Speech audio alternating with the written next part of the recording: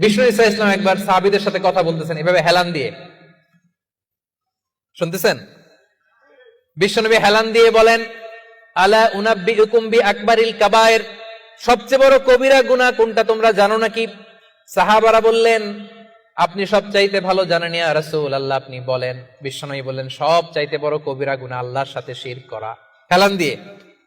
2 নম্বরে উকুকুল ওয়ালিদাইন, মাতা পিতার অবাধ্য হওয়া। 3 নম্বরটা যখন বলবেন হেলান থেকে উঠলেন এভাবে, সিরিয়াস।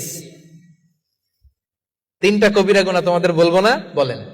2টা বলছে হেলান দিয়ে, একটা হচ্ছে আল্লাহর সাথে শিরক করা, 2 নাম্বার হচ্ছে মাতা পিতার অবাধ্য হওয়া। 3 নাম্বারটা যখন বলবেন, ওয়াকানা মুত্তাকিয়ান, তিনি হেলান দেওয়া ছিলেন, ফাজালাসা, সিরিয়াস হয়ে বসলেন।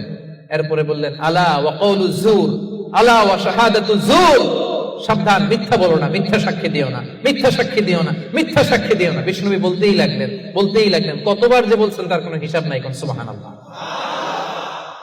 সিরিয়াস, খুবই সিরিয়াস।